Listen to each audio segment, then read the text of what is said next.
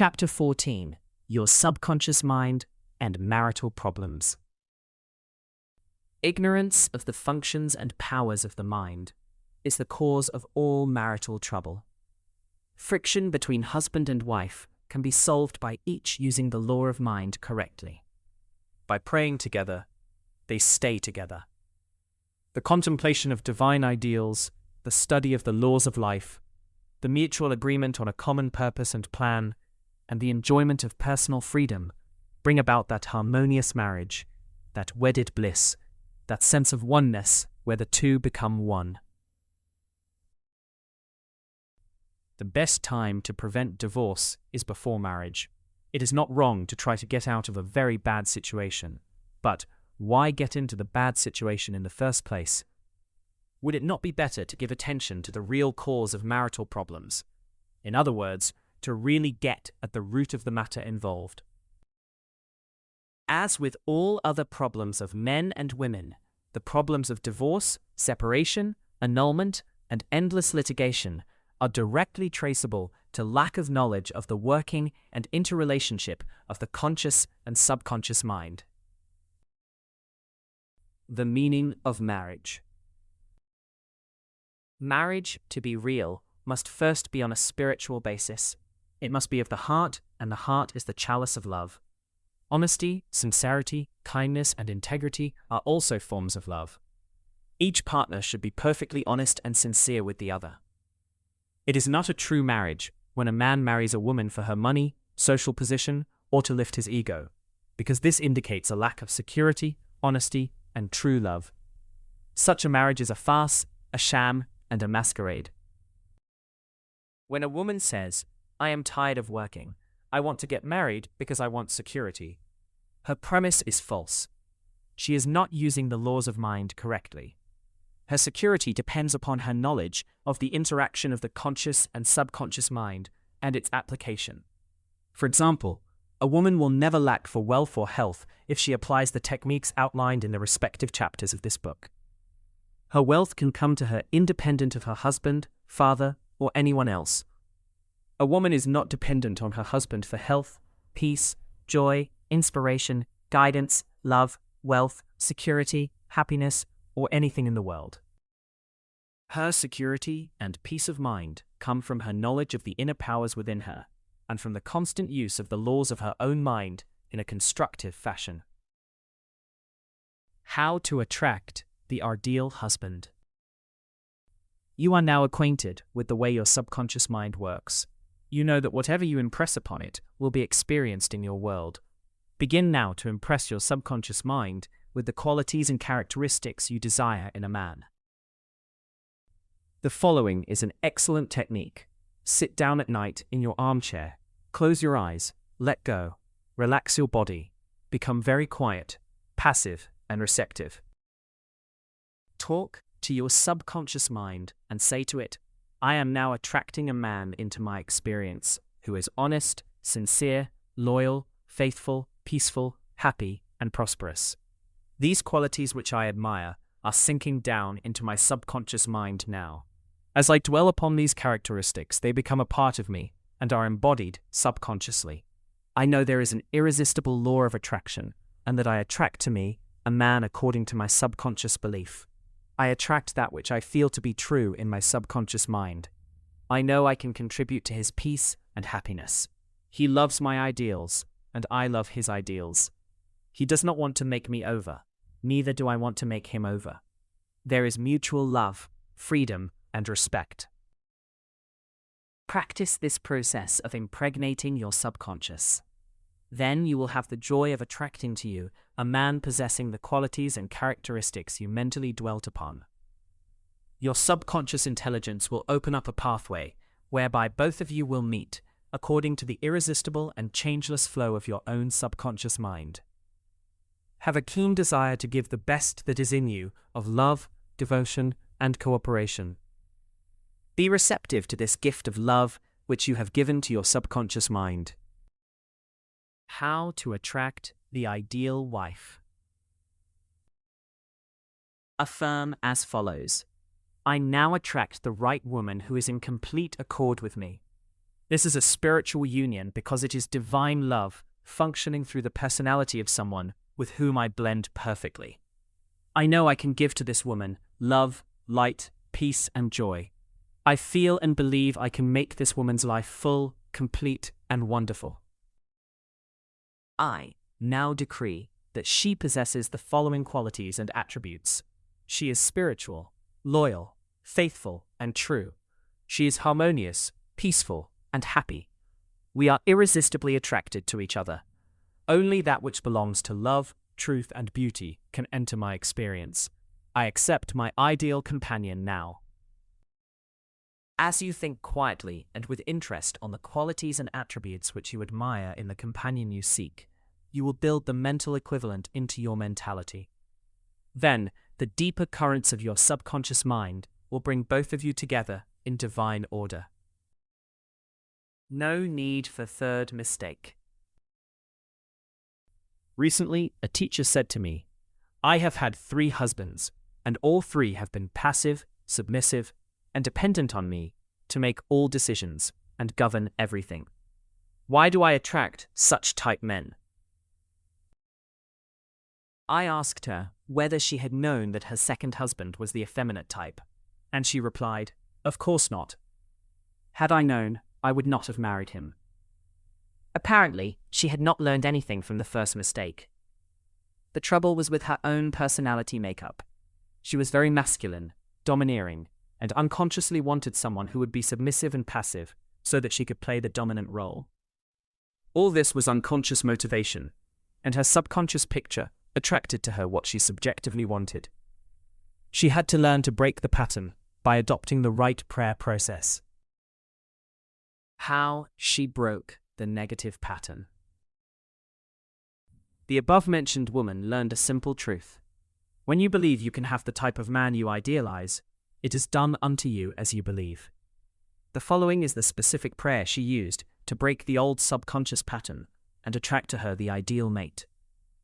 I am building into my mentality the type of man I deeply desire.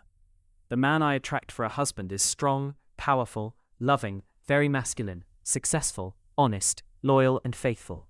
He finds love and happiness with me. I love to follow where he leads. I know he wants me, and I want him.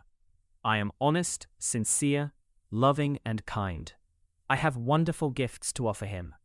They are goodwill, a joyous heart, and a healthy body. He offers me the same. It is mutual. I give, and I receive. Divine intelligence knows where this man is, and the deeper wisdom of my subconscious mind is now bringing both of us together in its own way, and we recognize each other immediately. I release this request to my subconscious mind, which knows how to bring my request to pass. I give thanks for the perfect answer. She prayed in the above manner night and morning, affirming these truths and knowing that through frequent occupation of the mind, she would reach the mental equivalent of that which she sought. The answer to her prayer. Several months went by. She had a great number of dates and social engagements, none of which was agreeable to her. When she was about to question, waver, doubt, and vacillate, she reminded herself that the infinite intelligence was bringing it to pass in its own way, and that there was nothing to be concerned about. Her final decree in her divorce proceedings was granted, which brought her a great sense of release and mental freedom. Shortly afterward, she went to work as a receptionist in a doctor's office. She told me that the minute she saw the physician, she knew he was the man she was praying about. Apparently, he knew it too, because he proposed to her the first week she was in the office, and their subsequent marriage was ideally happy. This physician was not the passive or submissive type, but was a real man, a former football player, an outstanding athlete, and was a deeply spiritual man, though he was completely devoid of any sectarian or denominational affiliation. She got what she prayed for because she claimed it mentally until she reached the point of saturation. In other words, she mentally and emotionally united with her idea, and it became a part of her in the same way that an apple becomes a part of her bloodstream. Should I get a divorce? Divorce is an individual problem. It cannot be generalized. In some cases, of course, there never should have been a marriage. In some cases, divorce is not the solution, no more so than marriage is the solution for a lonely man. Divorce may be right for one person and wrong for another. A divorced woman may be far more sincere and noble than many of her married sisters, who perhaps are living a lie. For example, I once talked with a woman whose husband was a dope fiend, an ex-convict, a wife-beater, and a non-provider. She had been told it was wrong to get a divorce. I explained to her that marriage is of the heart. If two hearts blend harmoniously, lovingly, and sincerely, that is the ideal marriage. The pure action of the heart is love. Following this explanation, she knew what to do. She knew in her heart that there is no divine law which compelled her to be browbeaten, intimidated, and beaten because someone said, "I pronounce you man and wife." If you are in doubt as to what to do, ask for guidance, knowing that there is always an answer, and you will receive it. Follow the lead that comes to you in the silence of your soul. It speaks to you in peace. Drifting into divorce. Recently, a young couple, married only for a few months, was seeking a divorce. I discovered that the young man had a constant fear that his wife would leave him. He expected rejection, and he believed that she would be unfaithful. These thoughts haunted his mind and became an obsession with him. His mental attitude was one of separation and suspicion. She felt unresponsive to him. It was his own feeling or atmosphere of loss and separation operating through them. This brought about a condition or action in accordance with the mental pattern behind it. There is a law of action and reaction, or cause and effect. The thought is the action, and the response of the subconscious mind is the reaction. His wife left home and asked for a divorce, which is what he feared and believed she would do. Divorce begins in the mind. Divorce takes place first in the mind. The legal proceedings follow after. These two young people were full of resentment, fear, suspicion, and anger. These attitudes weaken, exhaust, and debilitate the whole being. They learned that hate divides and that love unites. They began to realize what they had been doing with their minds. Neither one of them knew the law of mental action, and they were misusing their minds and bringing on chaos and misery. These two people went back together at my suggestion and experimented with prayer therapy. They began to radiate love, peace, and goodwill to each other. Each one practiced radiating harmony, health, peace, and love to the other. And they alternated in the reading of the Psalms every night. Their marriage is growing more beautiful every day. The nagging wife. Many times the reason the wife nags is because she gets no attention. Oftentimes it is a craving for love and affection. Give your wife attention and show your appreciation. Praise and exalt all her many good points. There is also the nagging type of woman who wants to make the man conform to her particular pattern. This is about the quickest way in the world to get rid of a man. The wife and the husband must cease being scavengers, always looking at the petty faults or errors in each other. Let each give attention and praise for the constructive and wonderful qualities in the other. The brooding husband. If a man begins to brood, grows morbid against his wife because of the things she said or did, he is, psychologically speaking, committing adultery. One of the meanings of adultery is idolatry, i.e., giving attention to or uniting mentally with that which is negative and destructive. When a man is silently resenting his wife and is full of hostility toward her, he is unfaithful. He is not faithful to his marriage vows, which are to love, cherish, and honor her all the days of his life. The great mistake. A great mistake is to discuss your marital problems or difficulties with neighbors and relatives. Suppose, for example, a wife say to the neighbor, "John never gives me any money. He treats my mother abominably, drinks to excess, and is constantly abusive and insulting. Now, this wife is degrading and belittling her husband in the eyes of all the neighbors and relatives. He no longer appears as the ideal husband to them. Never discuss your marital problems with anyone except a trained counselor. Why cause numerous people to think negatively of your marriage? Moreover, as you discuss and dwell upon these shortcomings of your husband, you are actually creating these states within yourself. Who is thinking and feeling it? You are. As you think and feel, so are you. Relatives will usually give you the wrong advice. It is usually biased and prejudiced because it is not given in an impersonal way. Any advice you receive which violates the golden rule, which is a cosmic law, is not good or sound. It is well to remember that no two human beings ever lived beneath the same roof without clashes of temperament, periods of hurts and stain. Never display the unhappy side of your marriage to your friends. Keep your quarrels to yourself. Refrain from criticism and condemnation of your partner.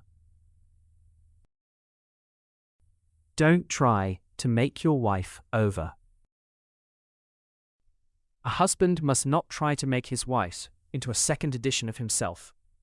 The tactless attempt to change her, in many ways, is foreign to her nature. These attempts are always foolish, and many times result in a dissolution of the marriage.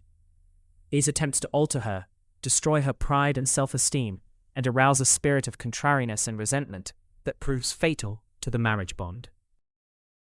Adjustments are needed, of course, but if you have a good look inside your own mind and study your character and behavior, you will find so many shortcomings. They will keep you busy the rest of your life. If you say, "I will make him over into what I want," you are looking for trouble and the divorce court. You are asking for misery. You will have to learn the hard way that there is no one to change but yourself. Pray together and stay together through steps in prayer. The first step. Never carry over from one day to another accumulated irritations arising from little disappointments. Be sure to forgive each other for any sharpness before you retire at night. The moment you awaken in the morning, claim infinite intelligence is guiding you in all your ways. Send out loving thoughts of peace, harmony, and love to your marriage partner, to all members of the family, and to the whole world.